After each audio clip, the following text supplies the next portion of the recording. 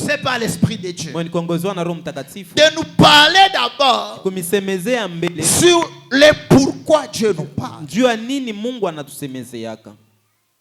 Je ne serai pas pressé. Je vous signale déjà. Je vous ai dit, je vais parler sur pourquoi Dieu nous parle. Je vais parler sur comment Dieu nous parle. Je vais parler sur comment écouter Dieu.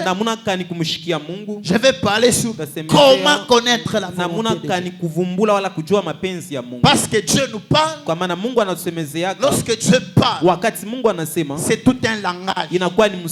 Maintenant dans les langages, il y a la voix de Dieu et il y a la parole de Dieu. Il y a une différence entre la voix de Dieu et la parole de Dieu. C'est clair, s'il vous plaît? Amen. Je vais expliquer toutes ces choses. Pourquoi Dieu nous parle? Connaître. Dieu ne veut pas que personne ne puisse manquer à les connaître. Dieu veut pousser tout le monde à les connaître. C'est pourquoi Dieu parle même aux païens. Parce que des fois l'église est mal enseignée. Des fois l'église critique beaucoup. Vous pouvez voir quelqu'un, sa vie spirituelle, sa sainteté n'est pas bonne. Mais cette personne, vous parlez de la part de Dieu. Vous voyez l'église critiquée. Vous voyez l'église refuser d'écouter. Ça c'est un niveau très élevé d'ignorance qu'il y a dans l'église. Je me demande si les gens lisent la Bible. Dieu a parlé à Pharaon, mais Pharaon était païen. Tout l'avenir du peuple de Dieu, tout l'avenir d'Israël, Dieu a parlé ça à Pharaon. Le plan, le calendrier de Dieu pour toute l'humanité jusqu'à la fin du monde. Dieu a parlé ça à un roi païen, Nabucodonosor. Donc ce que nous vivons aujourd'hui, Nabucodonosor avait déjà vu ça. Même l'enlèvement, Nabucodonosor avait déjà vu ça. Même la bataille d'Armageddon, Nabucodonosor avait déjà vu ça. Lorsque Nabucodonosor voit les statues avec 4 choses, 4 parties différentes, la tête en or, la poitrine en airain, le ventre je sais en quoi, sauver l'humanité, Dieu a dit, cet enfant s'appellera Jésus. Vous voyez? S'appellera Jésus. Parce que c'est lui qui sauvera son peuple de ses péchés. Est-ce que vous comprenez, s'il vous plaît? Lorsque Dieu nous révèle son nom propre, c'est lié au salut. Est-ce que vous êtes là? C'est lié au salut. Lorsque Dieu nous révèle son nom propre, c'est lié au salut. Au-delà du nom propre, Dieu nous révèle ou se révèle par nous par ses différentes attributions.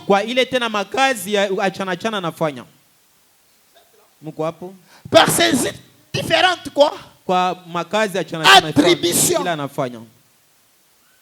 Exode chapitre 3 que nous avons lu vendredi. Exode 3 vendredi. Exode chapitre 3 que nous avons lu vendredi. Exode chapitre 3. Je ne t'ai pas donné ça, je t'ai donné. Ah, ça n'a pas été chargé. C'est bon, Exode chapitre 3. Exode 3.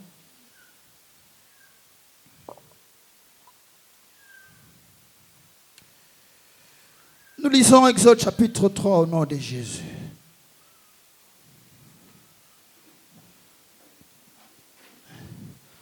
Nous allons lire le verset 1 jusqu'à 6. Moïse faisait paître le troupeau de Jéthro, son beau-père. sacrificateur de mendiants. Il mena les troupeaux derrière le désert et vint à la montagne de Dieu à Horeb. L'ange de l'Éternel lui apparut dans une flamme de feu au milieu d'un buisson. Moïse regarda et voici le buisson était tout en feu et le buisson ne se consumait point. Moïse dit, je vais me détourner pour voir quelle est cette grande vision. Quelle est cette grande vision? Oignon.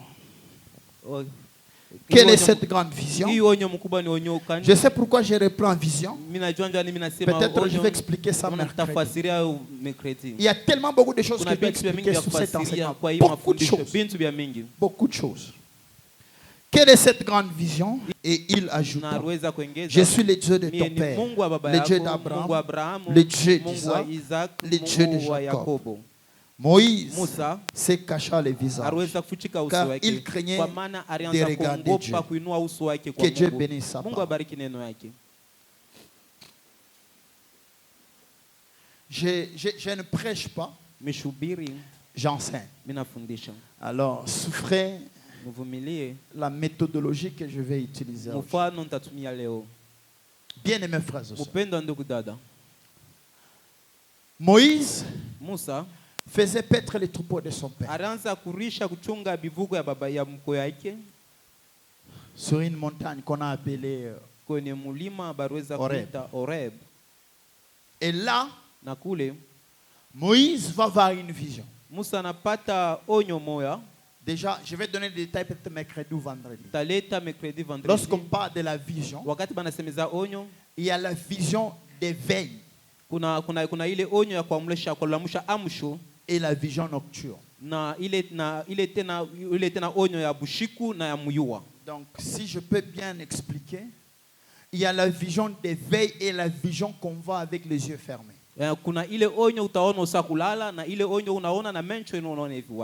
Donc, c'est pourquoi j'ai évité de dire nocturne.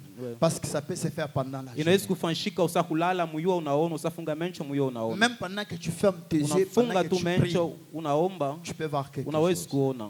Ça, c'est aussi une vision. Avec les yeux fermés, mais tu vois. Mais il y a aussi la vision d'éveil. Ce que Moïse voit ici, c'est une vision d'éveil. Il était là en train de paître les troupeaux. Il regarde, il voit les buissons. Il voit les buissons en feu. Le buisson, c'est un ensemble de petits arbustos. De petits arbustos.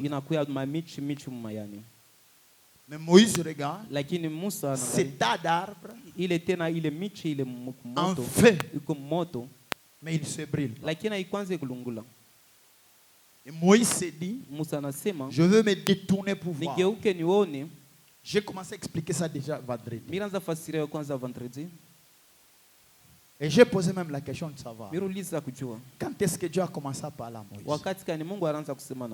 Et vous m'avez répondu que c'est lorsque Dieu a dit Moïse, Moïse. Et je vous ai dit, lorsque Dieu a dit Moïse, Moïse, là c'était la voix de Dieu.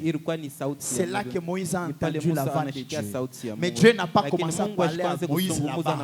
Dieu a commencé à parler à Moïse avec le buisson ardent. C'est pour ça comprendre les parler de Dieu. Lorsque Dieu nous parle, il ne nous parle pas seulement avec la voix. Dieu, lorsqu'il fait assez que le buisson soit en feu, il parlait déjà à Moïse. Mais Moïse n'a pas compris le parler de Dieu. C'est pourquoi beaucoup ici, ils voient des choses, mais ils ne comprennent pas le parler de Dieu. C'est pourquoi ils ne font pas la volonté de Dieu. Et comme ils ne font pas la volonté de Dieu, rien ne change dans leur vie. Or, Dieu a déjà parlé.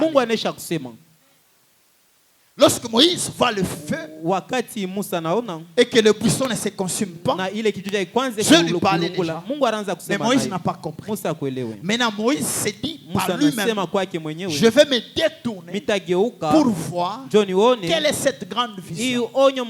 Là, Moïse a manifesté la volonté de chercher à comprendre qu'est-ce qui s'est passé. J'ai expliqué vendredi que le buisson était un langage de Dieu. J'ai parlé à Moïse concernant Israël. Le buisson qui était en fait, c'était Israël qui était en fait en Égypte. Tout ce qu'Israël vivait en Égypte, c'était le feu.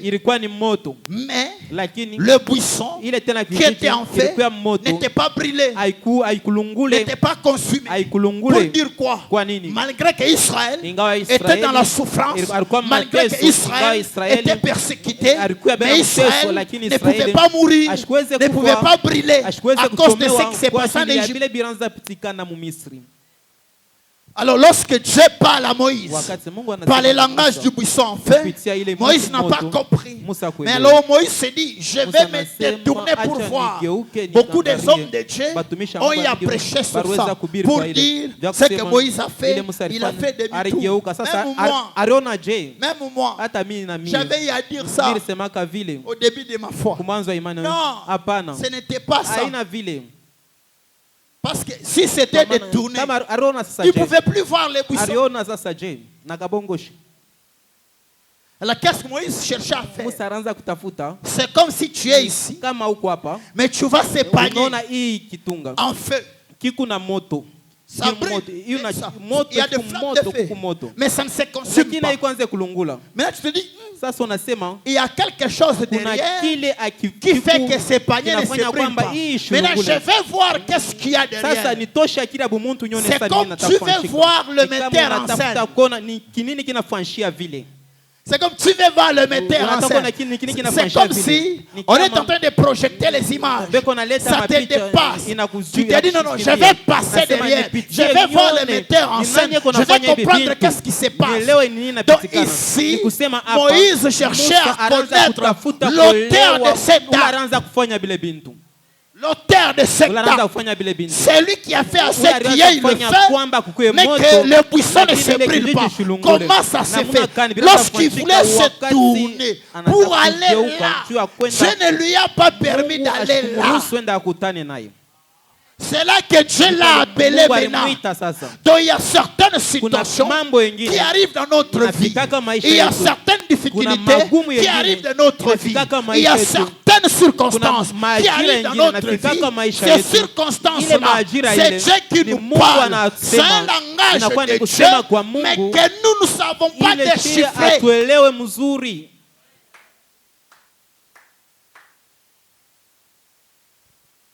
Certaines complications dans le mariage.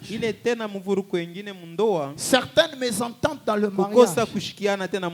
C'est le langage de Dieu. Beaucoup passent à côté inutilement. Donc, en se prenant comme un savant, et aussi l'œuvre de la chair. Et chercher à avoir toujours raison, sans pour autant savoir qu'est-ce que Dieu voulait vous parler. Il y a certaines maladies dans la maison, Dieu veut vous parler. Il y a une autre dimension de crise. Les choses ne tiennent pas.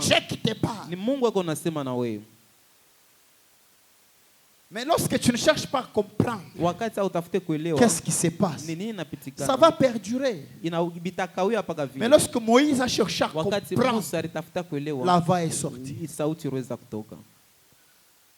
Lorsque la voix sort,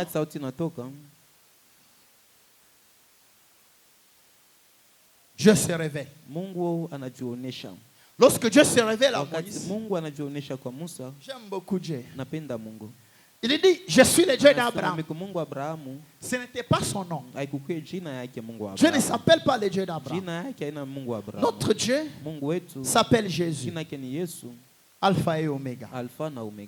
Dieu ne s'appelle pas le Dieu d'Abraham.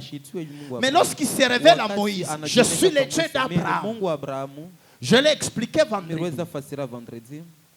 Si Israël, je vous ai dit les buissons qui étaient en feu, typifiaient Israël en Égypte, dans la souffrance, mais qui ne pouvaient pas le tuer. Et si Dieu est venu se révéler à Moïse, c'est pour envoyer Moïse en Égypte pour délivrer Israël. C'est pourquoi lorsqu'il se révèle à Moïse, il lui dit, je suis le Dieu d'Abraham. Pourquoi? C'est lui qui avait fait alliance avec Abraham. C'est lui qui avait dit à Abraham, ta descendance sera esclave dans un pays étranger durant 400 ans. Après quoi, je descendrai, je viendrai les délivrer. Alors lorsqu'il se révèle à Moïse, je suis le Dieu d'Abraham, c'est par rapport à ce qu'il veut faire là. Maintenant, chez tout le monde, il ne va pas se révéler comme étant le Dieu d'Abraham. Si vous comprenez, s'il vous plaît. Lorsqu'il parlera à tout le monde, il ne dira pas à tout le monde que je suis le Dieu d'Abraham. Non. Lorsqu'il s'est révélé à Saul de Tarse, il ne lui a pas dit je suis le Dieu d'Abraham. Il lui a dit je suis Jésus que tu persécutes. Amen. Alléluia. Dieu, lorsqu'il nous parle pour se révéler, il se révèle, je suis le Dieu d'Abraham. Il y a beaucoup de choses à dire. Beaucoup de choses à dire.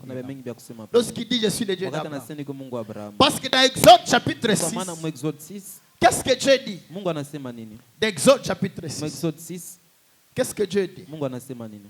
Regardez bien aimé. Exode chapitre 6. L'Éternel dit à Moïse, tu verras maintenant ce que je vais faire à Pharaon. Une main puissante les forcera à les laisser aller. Une main puissante les forcera à les chasser de son pays.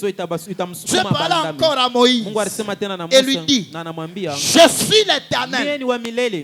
Devant Pharaon, Pharaon qui a résisté.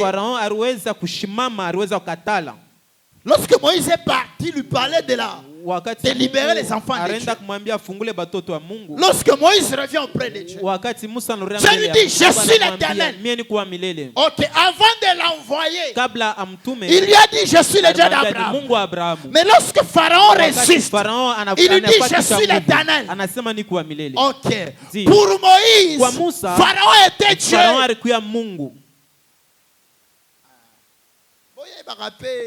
Ma histoire, que vous puissiez aussi lire la Bible. Moïse est entré dans la maison de Pharaon à l'âge de 3 mois, si je ne m'abuse pas. 3 mois, si je ne m'abuse pas. Alors, Moïse a grandi dans la maison de Pharaon. Moïse a vu tout ce que Pharaon faisait. Moïse connaissait la puissance de Pharaon. Moïse voyait comment les Égyptiens adoraient Pharaon. Pour Moïse, Pharaon était Dieu. Est-ce que vous me comprenez? Pharaon était Dieu.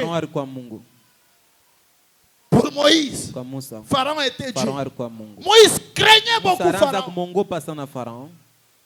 C'est pourquoi il avait même fui l'Égypte. Il craignait beaucoup Pharaon.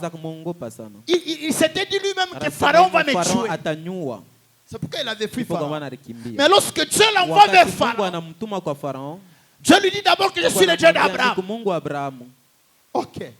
Mais Pharaon refuse ce que Moïse lui a dit. Dieu dit maintenant à Moïse, je suis l'Éternel. Pourquoi il dit à Moïse, je suis l'Éternel?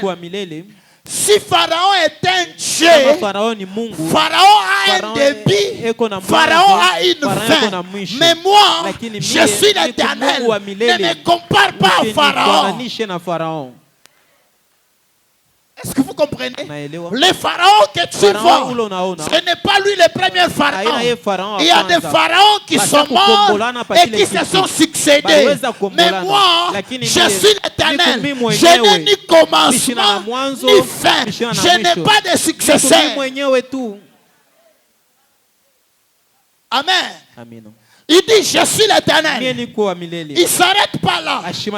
Il ajoute maintenant, il dit, Je suis apparu à Abraham, à Isaac et à Jacob comme le Dieu tout-puissant, mais je n'ai pas été connu que sous mon nom éternel.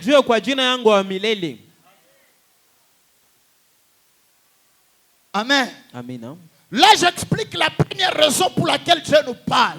Dieu nous parle pour se révéler à nous.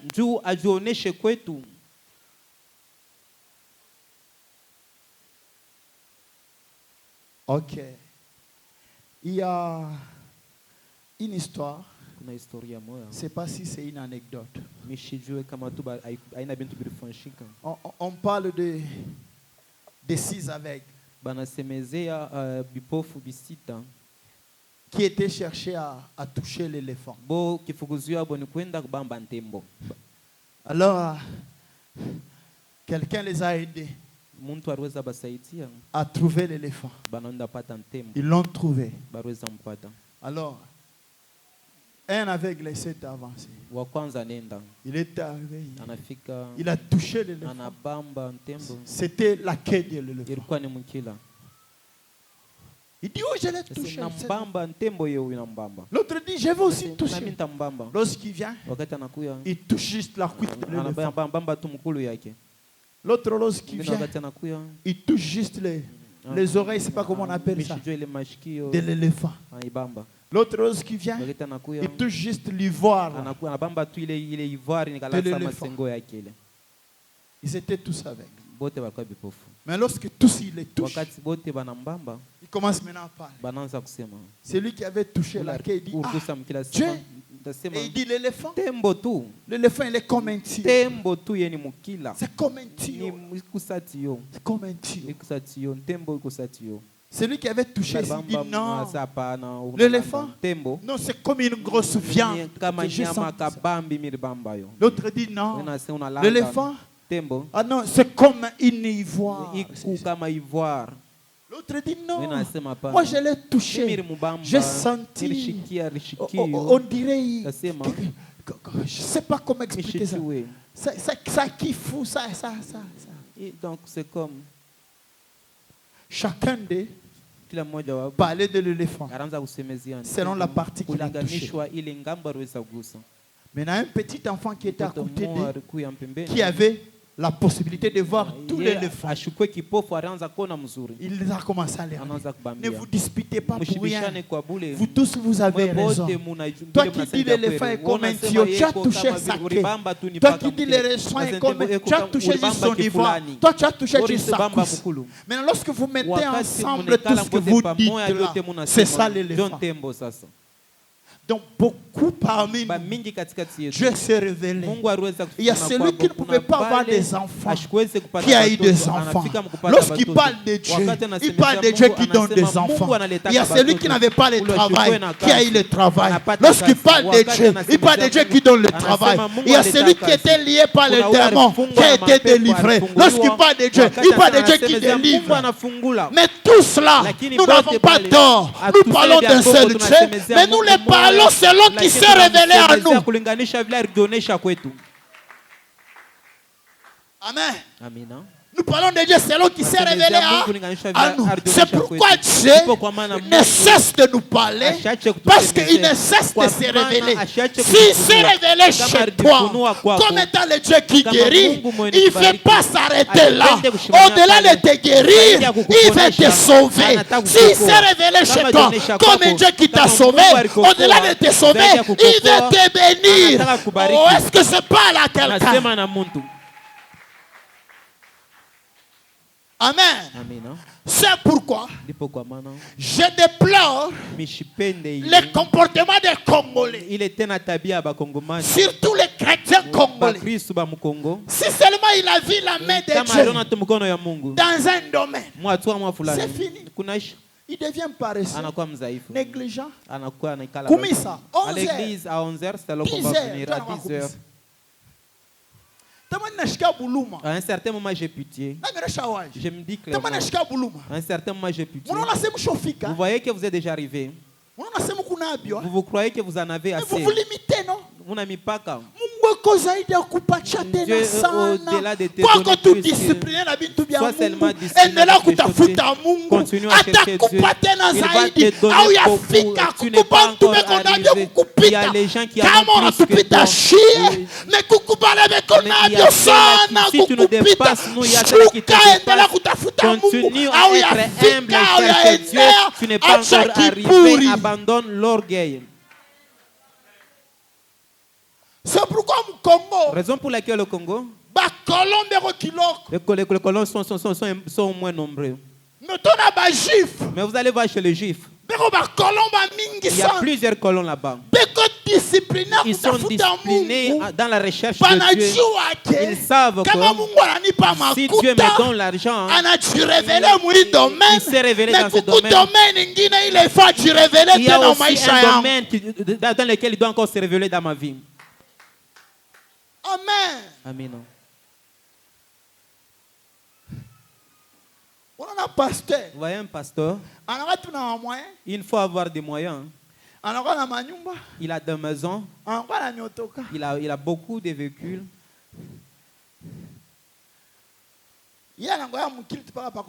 Lui, il vient seulement quand il faut prêcher.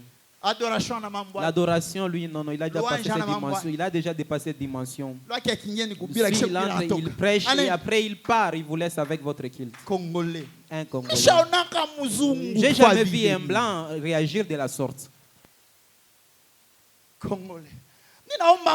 J'ai prié Dieu qu'il puisse te faire grâce, que tu puisses comprendre que ce que vous avez, ce n'est pas tout. Il y a une dimension que tu n'as pas encore atteint. Il y a une autre dimension que tu n'as pas encore atteint. Que Dieu puisse nous faire grâce. Raison pour laquelle beaucoup d'églises au Congo, peu d'églises, ce sont celles qui ont de grandes dimensions. Peu seulement. Si vous allez voir une église de 5 000, 3 000, 7 000, vous commencez à dire que ils sont restés disciplinés. Les chrétiens savent, ils sont disciplinés. Je vois les gens et il y a beaucoup d'argent, ils changent de véhicule chaque dimanche. Mais il arrive à temps. Mais non, vous devez arriver après tout le monde. Humiliez-vous. Humiliez-vous, vous n'avez rien jusqu'alors. Humiliez-vous. Vous n'avez rien jusqu'alors. Un pasteur est parti dans l'une de nos églises. En Afrique. Il est arrivé. C'est en Afrique. En Afrique. Dans notre église, la chorale, lorsque la chorale se tient debout pour chanter,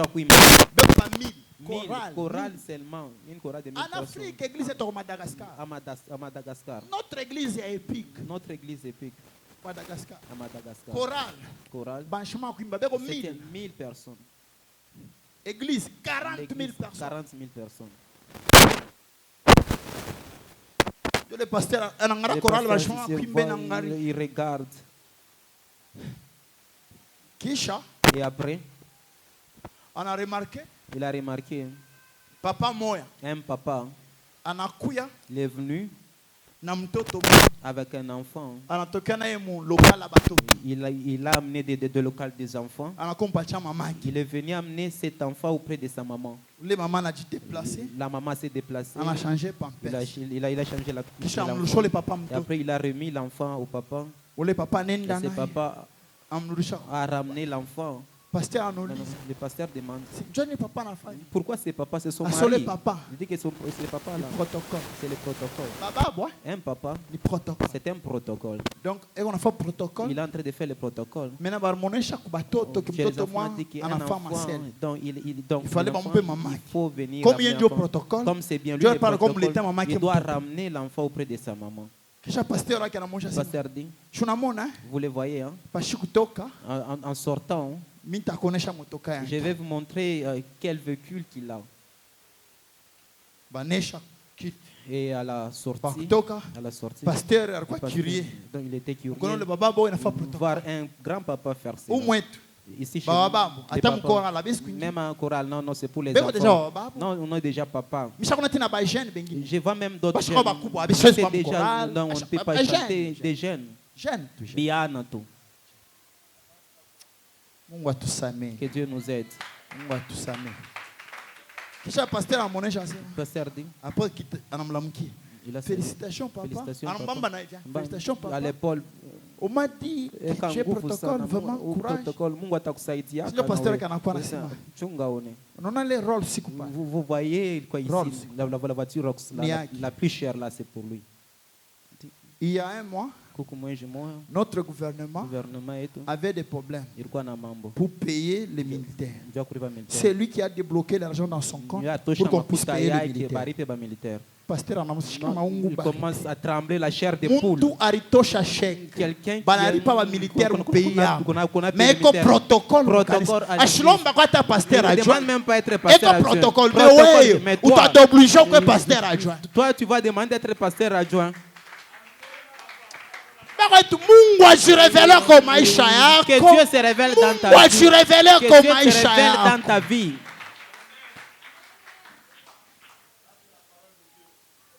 Bien mes frères et sœurs, lorsque Dieu nous parle, c'est pour se révéler. Pourquoi il n'arrête pas de parler? La dimension que nous connaissons de Dieu, ce n'est pas le tout de Dieu.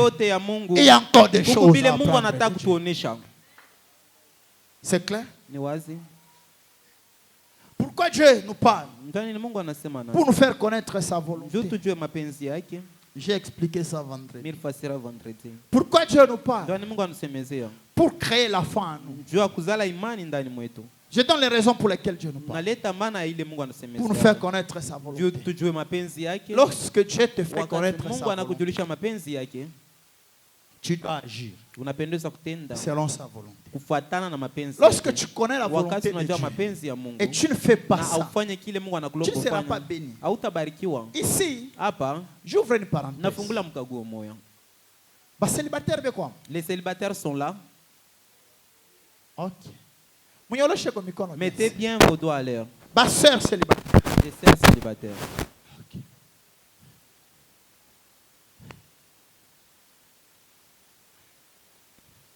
C'est rythme. Déborah est quoi? Kate. Et quoi? Merci. Monishiki. Écoutez-moi très bien. Toute l'église, écoutez-moi. Lorsque Dieu nous révèle sa volonté, c'est pour que nous puissions faire sa volonté. Si vous voulez faire des caprices, vos caprices ne peuvent pas changer Dieu. Tes caprices, vous ne pouvez pas les faire auprès du pasteur. Il peut céder à vos caprices, mais Dieu, il ne peut pas céder à tes caprices. La Bible dit ceci. Mariez-vous dans le Seigneur. Parole amour. Ça c'est la parole de volonté Dieu. Amour. C'est la volonté de Dieu. Prophétie. Vous n'avez pas besoin d'une autre prophétie. Si un mari il est païen, il est païen. Il est païen. Ne viens pas me demander. Je ne te dirai rien. Vous êtes têtu. Ne me demandez rien du tout. Ça, c'est jouer avec ma tête. La parole de Dieu dit, mais toi, tu viens me dire, non, tu viens de trouver un rappeur. Tu me demandes, est-ce que ce rappeur, c'est la volonté de Dieu? Ça, vous n'avez pas la crainte de Dieu. C'est la parole de Dieu. Est-ce que tu peux te marier à un rappeur? Oui, tu peux te marier, oui. Est-ce que et vous allez vivre? Oui, avec lui vous allez vivre. Mais toi, tu seras un sac de boxe. Le sac de boxe, c'est toi. Matériel de tactique des injures, c'est toi. Entre toi et lui, c'est toi qui vas mourir, il va encore se remarier. Il va se remarier encore. Vous savez pourquoi? Il est païen. Il est habitué aux injures, habitué aux problèmes. Toi, tu as un cœur fragile. Tu ne vas pas supporter les problèmes des injures. Tu vas aller il va encore se marier. Vous allez vous marier, oui. Vous allez avoir les enfants, oui. Vous allez acheter des vitres, oui. Mais vous ne serez jamais en paix. Et vous n'allez jamais partir au ciel. Chaque jour, il sera une pierre d'achoppement. Chaque jour, il va t'empêcher de chercher Dieu. Chaque jour. Abandonnez l'orgueil. Il y a des gens qui sont tellement jolis. Elles se sont mariées à l'église, ces personnes jolies. Bon, si toi ta beauté t'amène à l'extérieur, donc on t'a poussé, tu es parti. L'église de Dieu n'allons pas fermer des portes. Abandonnez l'orgueil, cherchons Dieu. Que nous puissions nous dire la vérité. Moi je trouve que, étant donné que je ne trouve pas un frère qui me mérite, moi, les frères en question, vous voulez qu'on puisse vous épouser. Il a déjà un travail, il a déjà l'argent, il a déjà fait tout pour lui. Mais il y a celui ou celle qui l'a accepté avant qu'il ne puisse avoir ce travail. Il y a celle qui l'a accepté avant qu'il puisse être ce qu'il est maintenant. Lorsque vous voulez déjà tout faire, celui qui a le travail déjà aimé celle qu'il avait acceptée comme la destruction de la terre au commencement. Vous dites, ces frères ne nous trouvent pas importants. Vous trouvez des frères qui ont déjà des boulots. Et vous allez remarquer que beaucoup qui ont des travail, ce sont des mariés. Pourquoi? Ils se sont aimés quand ils n'avaient rien. Ils se sont battus, ils se sont mariés. Aujourd'hui, ils sont des... Vous voulez celui qui a déjà tout accompli, qu'il abandonne la forme de la souffrance à cause de toi.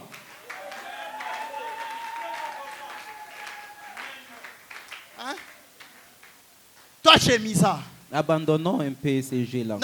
Je refuse encore de ce soir. La parole de Dieu comment il faut se marier. Si vous venez, je ne parlerai rien. Je dis allez-y. Mais ma conséquence est conséquence, je ne prie même pas. Parce que la Bible a expliqué. Parce que la Bible a déjà dit clairement, il faut faire comment. C'est clair. Frère, toi aussi, frère. Nos sœurs ici. Frère.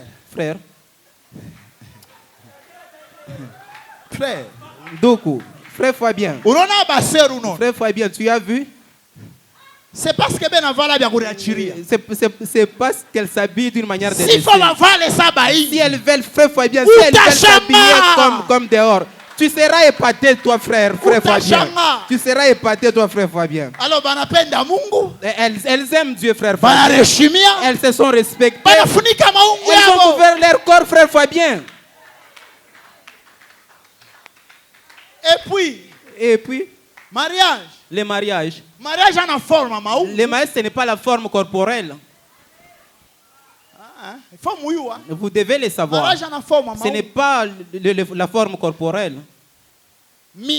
Moi, lorsque mon bêtis m'avait aimé, j'étais beau. Je n'avais pas la calvitie que vous voyez ici. Mais maintenant, là, il n'y a plus de cheveux. Si elle m'avait aimé à cause des cheveux, là, il faut le divorce. Là, il faut le divorce. Le mariage, ce n'est pas seulement le physique. Ce n'est pas seulement les mariage physiques. Ma photo par Facebook. Mariage ma photo par WhatsApp. Mariage ma photo par ma statut. Ce n'est pas seulement des photos. On ne se marie pas pour le statut. On ne se marie pas pour les fêtes. On se marie pour la vie et pour hériter la vie éternelle.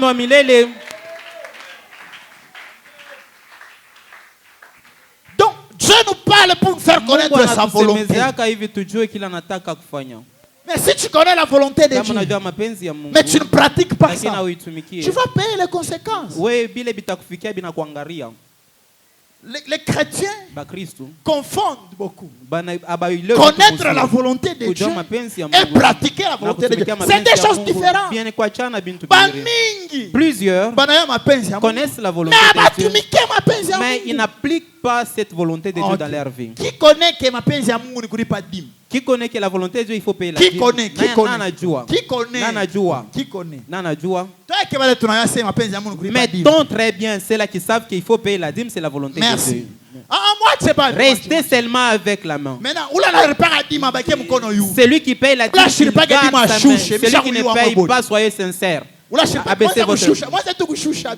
Commencez à abaisser, j'ai les carnets dans la tête. Commencez à faire baisser vos mains. Vous voyez ceux-là qui ont baissé leurs mains. Vous voyez ou bien vous ne voyez pas? Vous voyez, connaissez la volonté de Dieu. Vous n'appliquez pas cette dernière, ni mambo. Il y a une différence entre connaître la volonté de Dieu et vivre la volonté de Dieu. Vous voyez un petit exemple que je viens vous donner. Ce n'est pas seulement dans la dîme.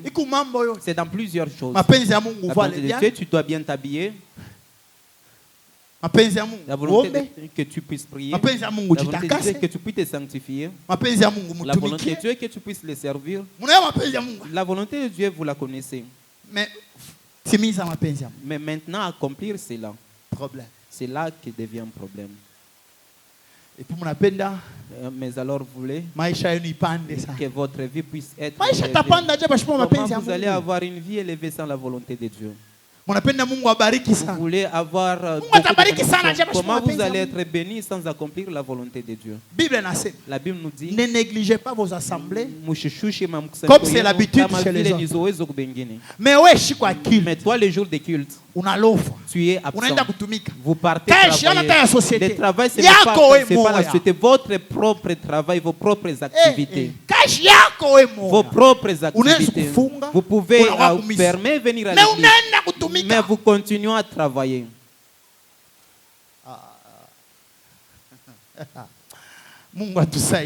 Que Dieu puisse nous venir en aide. Que Dieu puisse nous venir en aide. Amen. Alléluia. Amen. Pourquoi Dieu nous parle? Pour susciter la foi. Romains chapitre 10, verset 17. La foi vient de ce qu'on entend. Ce qu'on entend vient de la parole de Christ. Si Dieu nous parle, c'est enfin de susciter la foi en nous. Il sait que seul tu ne peux pas. Alors il est venu. Il t'a parlé d'abord. Afin que tu aies la foi. Amen. Amen. Alléluia. Amen. Réveille la sœur. Tu ne dors pas. Hein? Amen. Amen. C'est clair, s'il vous plaît. Noisy. C'est clair. C'est clair. Noisy. Dieu nous parle pour nous guider. Dieu nous parle pour nous guider.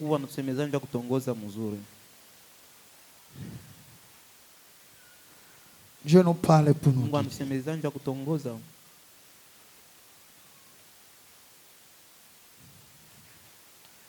Dieu nous parle pour maintenir une relation permanente avec Dieu. Dieu nous parle pour maintenir une relation permanente. Les choses de Dieu, ça demande la relation. Les choses de Dieu, c'est la relation. Que Dieu puisse m'aider afin que vous puissiez me comprendre. Frère, vous pouvez voir quelqu'un avec qui vous avez grandi, avec qui vous avez vécu. Vous savez comment, vous avez l'information de comment il souffrait. Mais Dieu l'a aidé. À l'école seulement. Il est devenu l'ami du fils au gouverneur. Ils ont commencé à se fréquenter. Les fils du gouverneur l'aiment. Et ils se sont aimés entre eux. Relation. La relation seulement. Vous allez voir votre ami là, avec qui vous avez grandi, que vous connaissiez bien, du fait qu'il a des relations avec l'enfant du gouverneur. Vous allez voir même son accoutrement va changer. Pourquoi? Parce qu'il a trouvé une relation payante. Amen. Mais exemple, un bel exemple que je peux donner. Pour que reflète l'image contre Jésus. Pour que ça puisse refléter l'image qui est entre nous et parce Jésus. Que Jésus a d'accord avec Jésus au-delà d'être un ami. Mais relation mzuri inaweza refléter relation contre Jésus. La meilleure relation qui peut être reflétée. Ni le Salomon on explique. C'est ce que Salomon est en train d'expliquer. Il y a un paysan. De cette femme paysanne. Où la ranza kutumika shamba ya vigne. Elle travaillait dans un champ de vigne. C'était une paysanne. Elle travaillait dans un champ de vigne. Qui était frappée par le soleil. Qui avait un teint clair et qui est devenu noir. Qui menait une vie bizarre. Médiocre. Tout le monde la connaissait comme étant la paysanne. Là, je suis dans Cantique des Cantiques chapitre 1. Maintenant, cette paysanne qui son temps était brûlé par le soleil. Mais au verset 12, elle parle de comment ses habits dégagent un parfum. Maintenant, qu'est-ce qui s'est passé? Elle était paysanne. Elle vivait dans la médiocrité, dans la misère. Le roi Salomon l'a vu. Le roi Salomon l'a aimé. Le roi Salomon s'est approché d'elle. Le roi Salomon l'a proposé le mariage. Le roi Salomon a créé une relation avec elle. Du fait qu'elle est entrée en relation avec Salomon, sa vie a changé. Elle qui était brûlée par le soleil, qui pouvait dégager la sueur du soleil.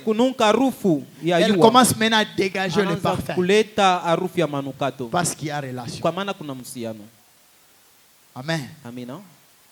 Lorsque Dieu nous parle, c'est pour maintenir une relation avec nous. Amen.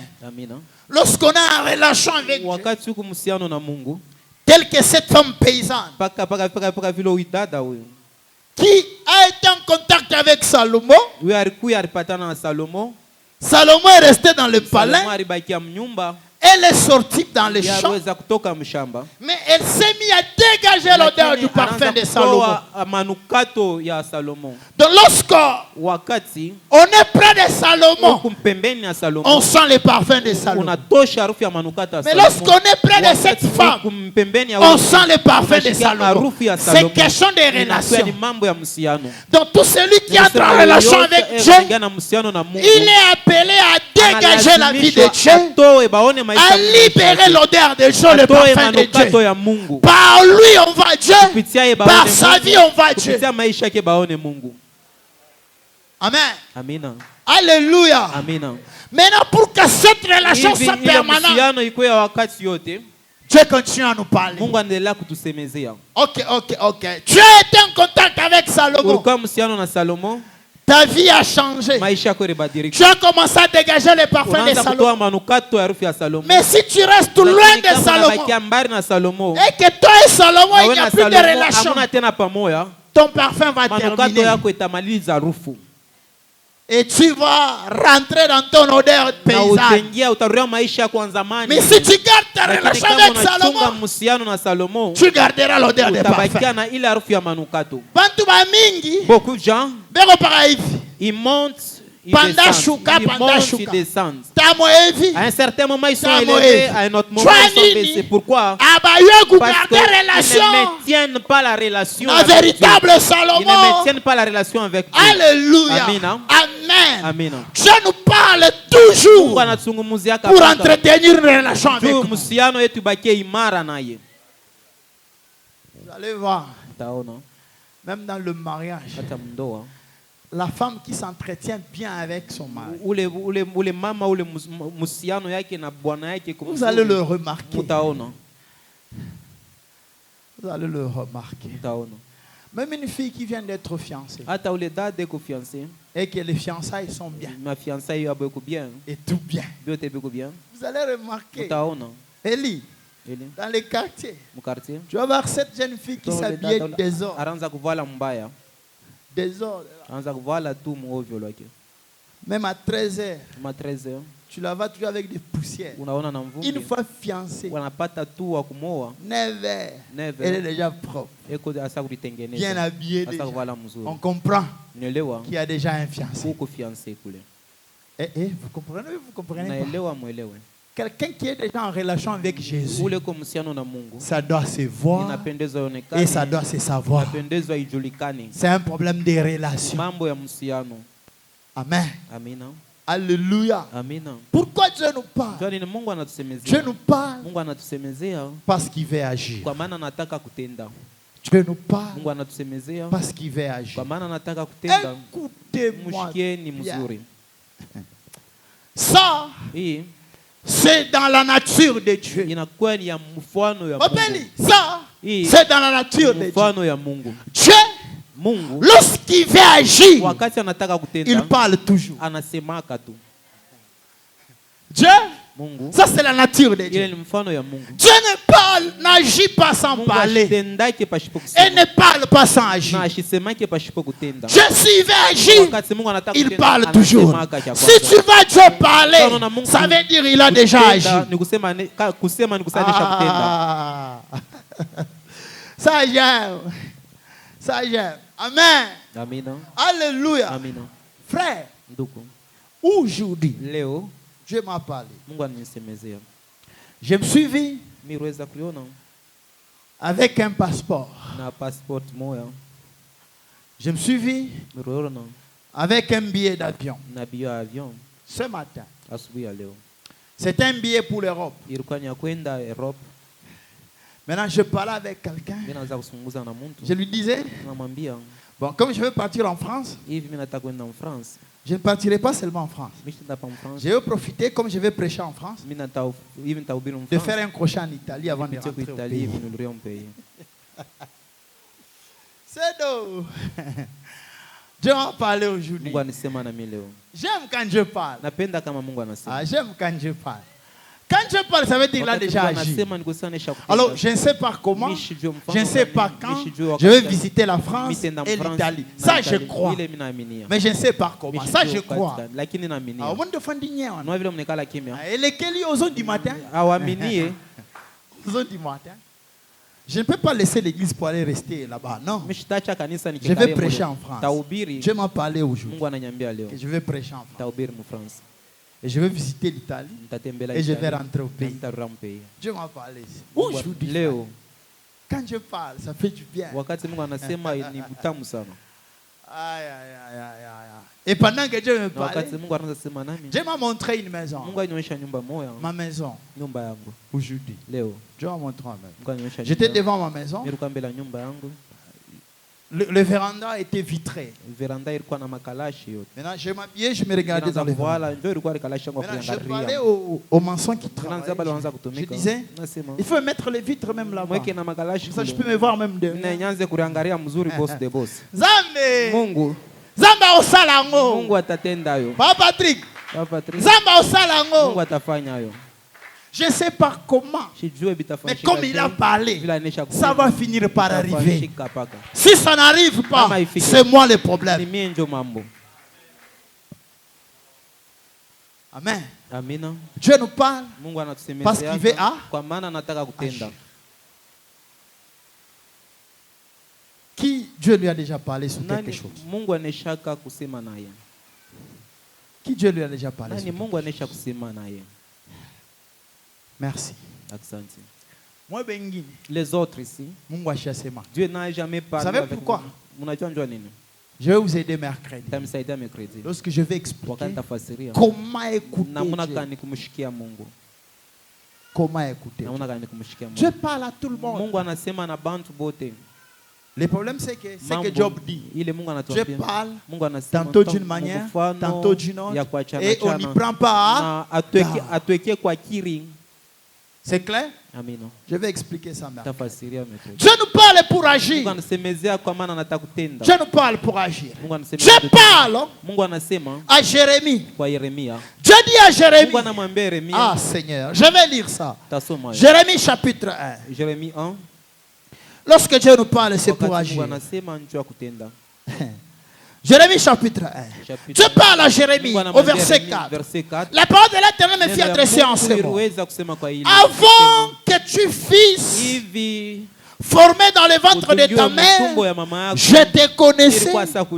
Et avant que tu ne fusses sorti de son sein, je t'avais consacré. Je t'avais établi prophète des nations. J'ai répondu, ah Seigneur éternel, voici, je ne sais point parler, car je suis un enfant. Et l'Éternel me dit, ne dis pas je suis un enfant, car tu iras vers tous ceux auprès de qui je t'enverrai. Et tu diras tout ce que je te donnerai. Amen. Alléluia. Qu'est-ce que Dieu est en train de dire à Jérémie? Avant que tu ne fusses formé, tu ne sois formé dans le sein de ta mère, moi, je te connaissais.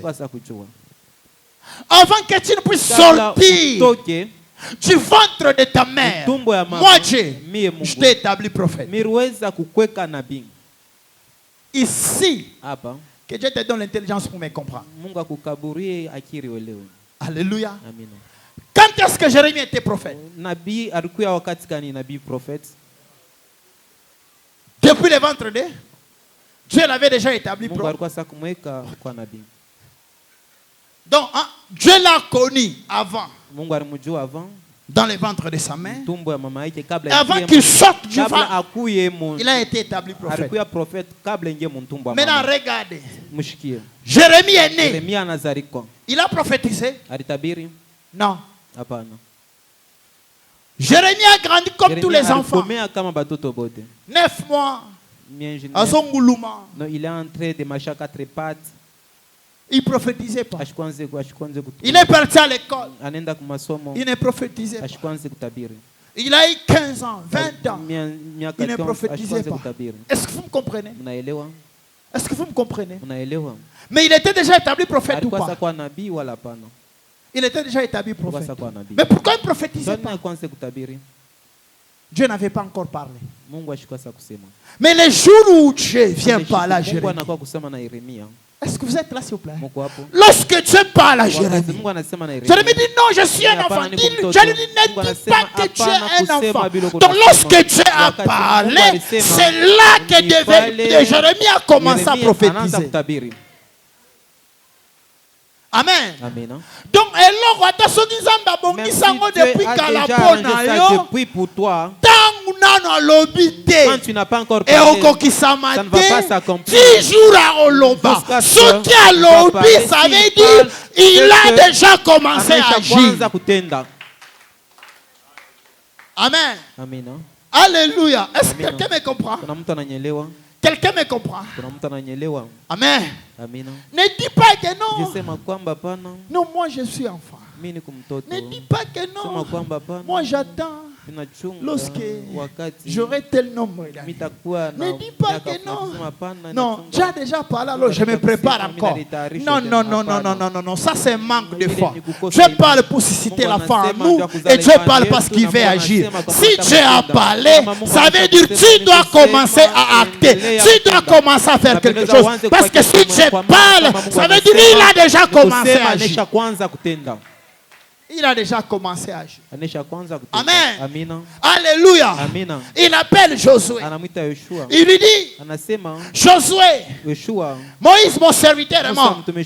Josué, c'est toi toi qui feras entrer ce peuple dans les pays que je jure à leur père. Il dit, Josué, nul ne tiendra devant toi tant que tu vivras. Il n'a pas dit à Josué, parce que tu as fait telles études, parce que tu as fait telle formation, parce que tu as connu tel combat. Mais Josué, nul ne tiendra devant toi tant que tu vivras. Pourquoi? Parce que moi, l'Éternel le Dieu, je serai avec toi. Lorsque Dieu parle, il est dans sa parole. Il est dans sa parole. Lorsqu'on dit Dieu veille sous sa parole pour pouvoir l'accomplir, ça veut dire lorsque la parole de Dieu sort, Dieu est dans sa parole. Amen. Dieu est dans sa parole. Dieu est dans sa parole.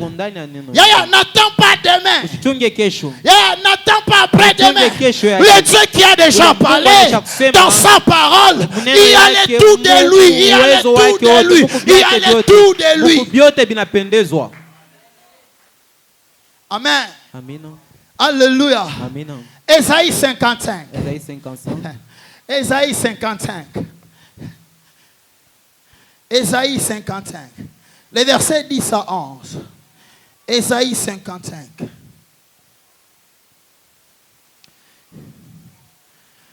Les versets 10 à 11. Comme la pluie et la neige descendent des cieux et n'y retournent pas sans arroser, féconder la terre et faire germer le plant sans avoir donné de la semence aux semelles et du pain à celui qui mange. Ainsi en est-il de ma parole qui sort de ma bouche. Elle ne retourne point en moi sans effet, sans avoir exécuté ma volonté et accomplir mes desseins. La parole qui est sortie, c'est cette parole qui accomplira les desseins de Dieu dans ta vie. Alléluia. Est-ce que je parle à quelqu'un? Mon Dieu, je parle à quelqu'un. Pendant que je te parle là, que la parole de Dieu produise en toi ce qu'il faut produire pour que les desseins de Dieu s'accomplissent. Alléluia. Bien mes frères et sœurs, nous autres ici, je vous dis vrai, nous autres ici, je vous dis vrai, Dieu m'a parlé de commencer cette église. Lorsque Dieu m'a parlé de commencer cette église, j'étais sous cette avenue numéro 44. Je vendais les sucres au marché. Papa, non? Papa Marcel, c'était mes clients.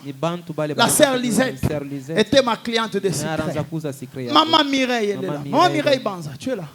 Elle était ma cliente de secret.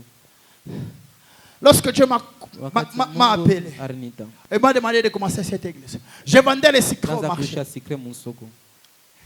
Dieu m'a parlé de commencer cette église. Un jour, je suis en train de parler. Une cousine à maman Betty. C'était sur l'avenue Louebo ici à la Jeka. Je l'exhortais. Je lui parlais sur sa maternité. Elle ne pouvait pas avoir des enfants. Maintenant, je lui parlais sur sa maternité. Je lui donnais les témoignages. Là, je n'avais pas encore prié pour papa, Anna et maman Lisette. Non, on n'avait pas encore commencé là. Mais là, Dieu m'avait déjà utilisé dans la vie de ma jeune sœur propre. Il y avait ma jeune sœur qui avait un problème de maternité, sur qui j'avais prié et que j'avais encadré. Et elle était parvenue à s'accoucher. C'est elle qui avait même témoigné à maman Ercile. Maman, si tu te rappelles. Alors, je parlais avec cette sœur. Je lui parlais comment Dieu fait le miracle. C'était avant de commencer. C'était au début, je me préparais pour commencer. Pendant que je lui parlais, 2 personnes étaient derrière nous. Moi, je ne savais pas. Elles nous écoutaient. Elles écoutaient tout ce que je disais. Elles sont passées devant nous. Elles sont arrivées juste là. Elles se sont fait comme ça. Elles ont dit. Les vendeurs de secrets, c'est bien lui qui parle de commencer une œuvre. Il est en train de parler des miracles et de la maternité. Je les ai écoutés. J'ai eu très mal. Mais ma belle-sœur là, elle m'a dit, moi je te crois. N'écoute pas ce qu'il dit. J'ai eu très mal. Mais j'avais compris que c'était le diable qui voulait m'arrêter. Amen. C'était le diable qui voulait m'arrêter. J'ai commencé Raft tel que Dieu m'avait parlé. J'avais imprimé 50 invitations. J'ai prié sur ces invitations. 40 jours. Je ne mangeais pas les foufous. 40 jours. J'ai prié pour démarrer cette œuvre. J'ai terminé les 40 jours. Dieu me recommande encore 7 jours de prière. Mais en dehors de Lubumbashi. Je quitte Lubumbashi. Je pars à Kakanda. Je commence à prier. Alors, pendant la journée, je priais à Mbrousse. Mais la nuit, je rentrais dormir à l'église de Kakanda. Notre église de Kakanda. Je mangeais seulement les arachides. Kalanga tout en rouge. Des arachides rouges. Namaï. Et de l'eau, c'est ce que je prenais afin d'éviter des maladies. C'est ce que je mangeais. J'ai fait 3 jours.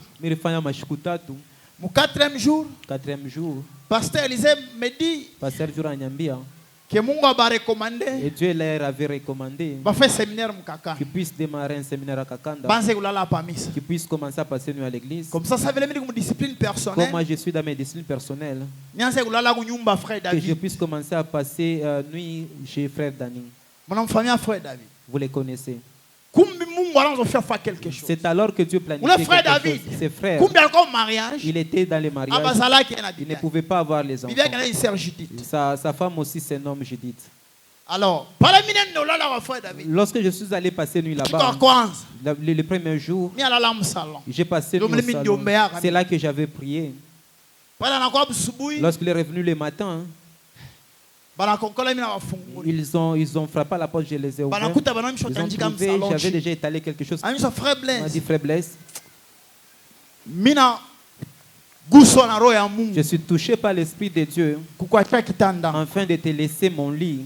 Que tu puisses commencer à y passer nuit. Au lieu de passer nuit au salon. Alors, c'était déjà jeudi. Je devrais y passer nuit 2 jours. Parce que dimanche, je devrais retourner à Lubumbashi. Donc pendant la journée j'étais dans la brousse. La nuit j'ai passé nuit sur l'air ligne. Nous sommes arrivés samedi la nuit. Dieu m'a donné une vision. Je garde ça pour moi. Et à 4 heures, le pasteur Élisée vient me frapper à la porte. Il me dit, frère Blaise, Dieu m'a parlé que c'est toi qui vas clôturer les séminaires. J'ai clôturé ce séminaire là. Je suis rentré à Lubumbashi. Seulement passer nuit dans celui-là. Frère David, la sœur Judith et la sœur Judith ont eu l'enfant. Ils connaissent bien la sœur David et donc ils connaissent tous les frères David. Amen. Amen. Quand Dieu parle, il agit. Je suis rentré à Lubumbashi. J'ai démarré cette église avec mes 50 invitations. J'ai prié. J'ai donné des invitations. Les premières personnes que j'avais invitées ces jours-là, Papa Eli était là. Papa Marcel était là. Papa Anna était là. Maman Lisette. Nous étions à 15. Hein? Vous vous rappelez? Nous étions à 15. Comme Dieu avait parlé.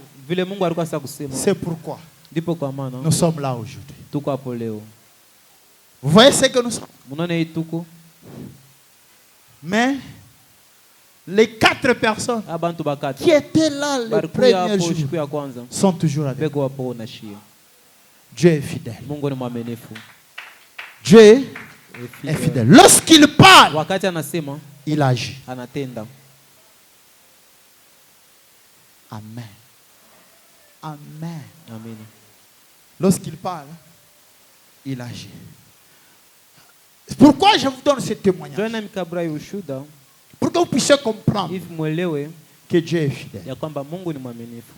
Nous ne sommes pas une église qui s'est divisée et qui a pris le membre et qui est parti commencer. Non, je vous donne même le nom des premières personnes qui étaient au culte. Papa Anna, Papa Marcel, Papa Eli et la sœur Lisette. Il y a Papa Joseph qui n'est plus avec nous. Nous étions à 15. Donc à part eux comme ça, moi et ma famille, tous les enfants, on pouvait faire 15 personnes. C'est comme ça qu'on avait commencé. Et nous sommes là. Pourquoi? Parce que Dieu a parlé. Lorsque Dieu parle, dans sa parole, il y a le pouvoir d'accomplissement. Amen. Alléluia. Je suis venu dire à quelqu'un ce matin, quel que soit ce qui te tourmente, mais Dieu a déjà parlé sur toi. Quel que soit ce qui te combat, Dieu a déjà parlé sur toi. Amen. Alléluia. Maman Sylvie, tu peux te retrouver dans des problèmes, dans des difficultés. Mais accroche-toi à la parole de Dieu. Si tu dis, Seigneur, toi qui m'as appelé ce jour-là, c'est ta voix que j'avais entendue dans les petites à ce jour-là. Toi qui m'as parlé ce jour-là, toi qui m'as sorti de là ce jour-là, sors-moi devant cette situation. Il le fera, il est fidèle. Souvent nous ignorons les moindres choses que Dieu fait et ça nous empêche à vivre les grandes choses. J'ai toujours dit à Papa Anna et Sœur Lisette que vous avez la possibilité de demander tout à Dieu et Dieu vous donnera.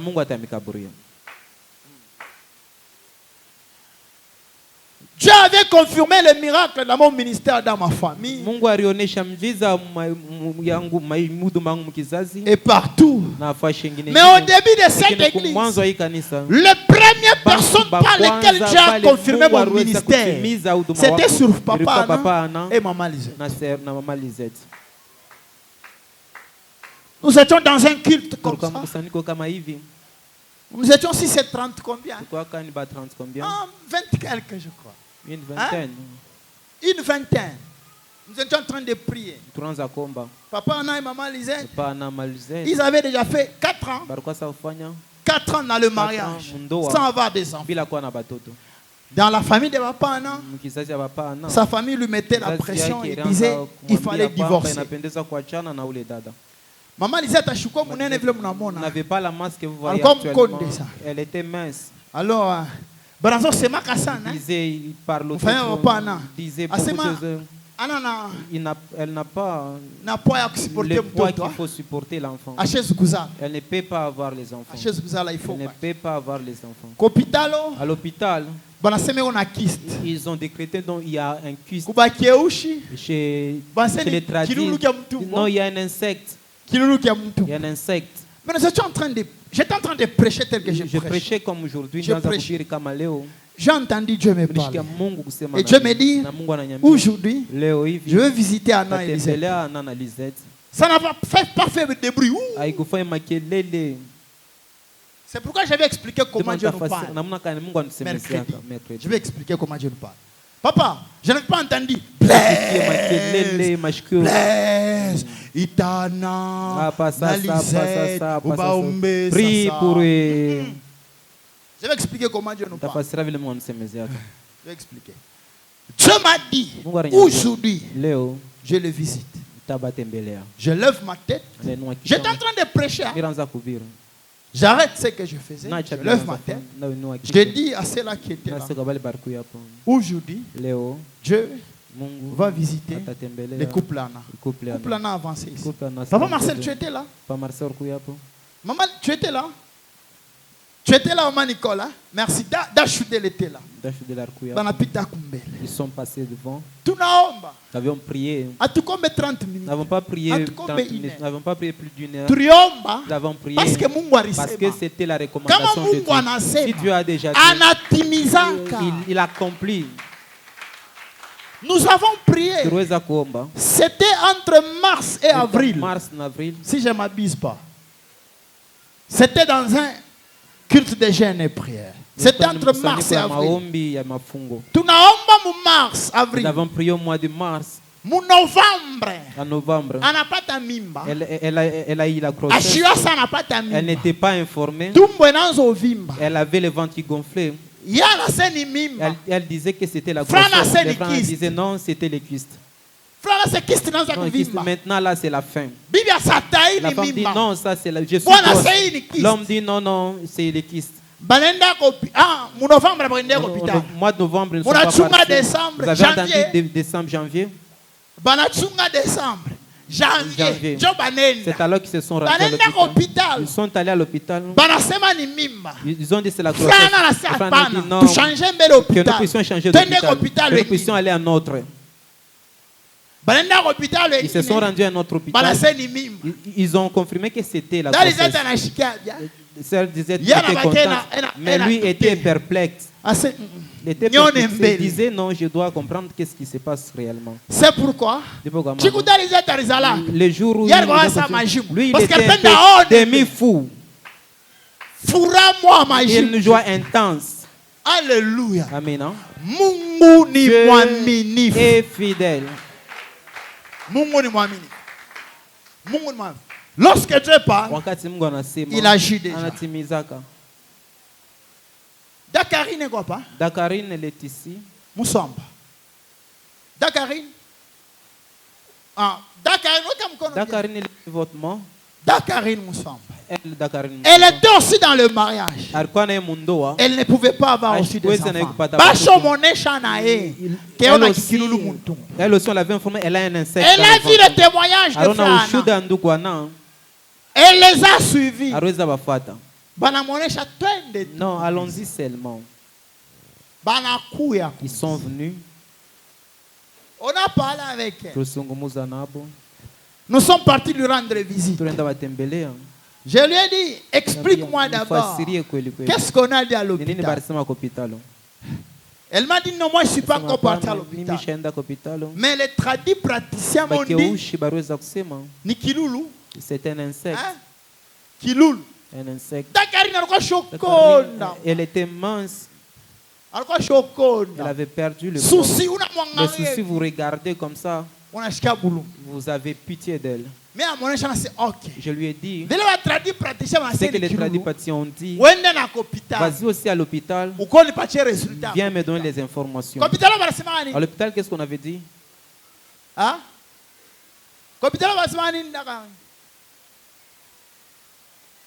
Il faut m'opérer. Elle devrait être opérée. Bien-aimé, frères et sœurs. Mais bien aimé. Dans un culte vendredi. Nous étions en train de prier. C'était un culte de jeûne. On devrait terminer à 18h. Mais à 17h, je suis fatigué. Au début, là, je conduisais tout seul. Prier, modérer, chanter.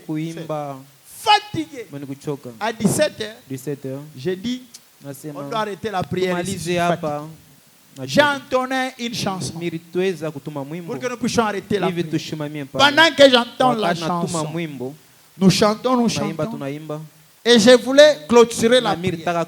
Pendant que je priais, je me dis, va prier sous la sœur Karine. Aujourd'hui, elle sera bénie.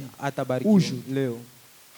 Bien, frères et sœurs, je n'ai rien dit à personne. Je suis parti là où était la sœur. Lorsque je suis arrivé, et Dieu me dit, chasse les démons. Elle sera bénie. J'ai dit, ah Seigneur, Cette sœur, c'est maintenant qu'elle vient nous visiter.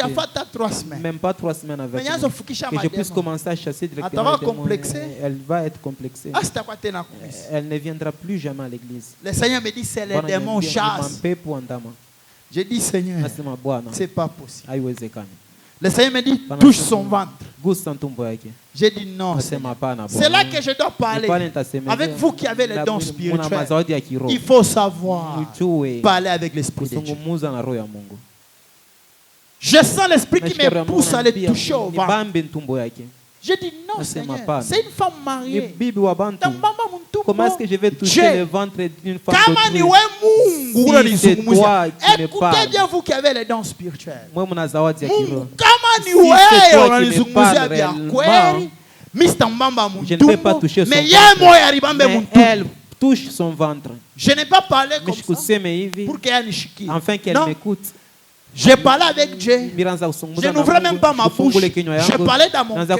Je disais, Seigneur, si c'est toi qui me parles, fais à ce qu'elle-même se touche au ventre. Je n'ai même pas fini.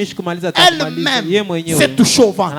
Elle s'est tapée fort. Et elle est tombée. Et j'ai commencé à chasser les esprits. Tous les esprits ne parlent pas. Comme pour la délivrance de la sœur. Les esprits n'avaient pas parlé. Qui était là avec nous? Les esprits n'avaient pas parlé. Nous avons prié. Nous l'avons délivré. Ça n'avait même pas fait 10 minutes. Les esprits n'avaient même pas parlé. Nous avons discerné. Nous avons compris qu'elle était délivrée. Nous l'avons appelée par son nom. Elle s'est réveillée. Et nous lui avons dit, comme Dieu vient de te délivrer, tu ne peux pas rester comme ça. Tu dois être baptisé au nom de Jésus. Elle n'a pas hésité. Elle a été baptisée au nom de Jésus. Tu as fait combien de mois pour être enceinte après le baptême? 2 mois. Ça n'a pas traîné. 2 mois après, elle est tombée enceinte. Elle a 3 enfants. Si Dieu parle, il agit. Amen. Pourquoi je donne ce témoignage? Parce que je vais enseigner sur comment écouter Dieu à partir de mercredi. Et le dernier témoignage qui est en vigueur, presque la majorité, vous étiez déjà là. C'était il y a 2 ans. Il y a 2 ans, bien une année. 2 ans. Il y a 2 ans, avant d'aller à Lusaka à la conférence, j'étais en train de prêcher. Le frère Marc était là et la sœur Jenny. Ils étaient dans le mariage depuis 2019. Ils ne pouvaient pas avoir des enfants depuis 2019. Mais en 2022, j'étais en train de prêcher, j'étais là. Je sens que Dieu me parle pour me dire, va prier sur moi. Et Jenny, et dis-leur que je les ai bénis aujourd'hui. Je n'ai rien dit. Je suis parti. J'ai prié pour Marc. J'ai prié pour Jenny. Je suis rentré. Je n'ai rien dit. Comme je n'avais rien dit, l'Esprit m'a dit, incrédule. Si tu croyais, tu allais le dire. Tu n'as pas dit pour que si ça ne se fait pas, que je ne puisse pas avoir honte. Si tu crois que c'est moi, tu dois le déclarer. Et j'ai parlé devant l'église. Que Dieu me pardonne. Dieu venait de me parler. Qui va visiter la sœur Jenny et le frère Marc. Mais j'ai hésité. Je n'ai pas parlé. Je viens de me traiter d'incrédule. Je demande pardon devant Dieu, devant l'assemblée. Que Dieu me pardonne. Frère Jenny et sœur Jenny, frère Marc, Dieu a dit l'année prochaine, vous aurez un enfant. Vous vous rappelez qui était là? Merci. Heureusement, il y a 2 témoins. Pourquoi Bashuda? J'ai déclaré. Je suis parti à Lusaka. Au retour, frère Marc m'a appelé. Il m'a dit, papa, est-ce que vous pouvez venir à la maison? Je lui ai dit, il y a un problème. Il dit, papa, est-ce que vous pouvez venir d'abord à la maison? J'ai dit, ok, comme ça je viens à 20h. J'arrive à 20h. Il sort une enveloppe maintenant. J'ouvre l'enveloppe. Je sors l'échographie du médecin qui indique que la sœur Jenny est enceinte et elle attend un garçon. Vous voyez comme on fait là, on fait un point, on fait un petit signe. Hein. Lorsque j'ai vu ça, je me suis mis à pleurer. Je priais, je pleurais. Je vis la fidélité de Dieu. Lorsque Dieu parle, il agit. Lorsque Dieu parle, il accomplit. Amen. Amen. Amen. Nous sommes arrivés à la fin pour aujourd'hui. Pourquoi nous avons commencé avec cette série d'enseignements? Ce sont des enseignements élémentaires, mais basiques. Beaucoup des enfants de Dieu passent à côté de vérité, de bénédiction, de la main de Dieu, parce qu'ils ne savent pas écouter Dieu. Et parce que nous avons des gens qui ont mal utilisé le don spirituel. Et ça décourage certains à aimer et à aspirer au don spirituel. Bien-aimés frères et sœurs, les dons spirituels sont une grande bénédiction pour l'Église. Alors nous devons être enseignés pour savoir comment utiliser ça. Je me rappelle, je n'étais pas encore pasteur. J'étais juste conducteur d'intercession. Comme frère Anna aujourd'hui. Je priais. C'était à 12h30. Ma Betty était en train de préparer. On avait qui est Bergeline pendant ce temps. Je suis entré dans la chambre. Je me suis mis à prier. Je commençais à prier. J'ai déjà fini. Hein?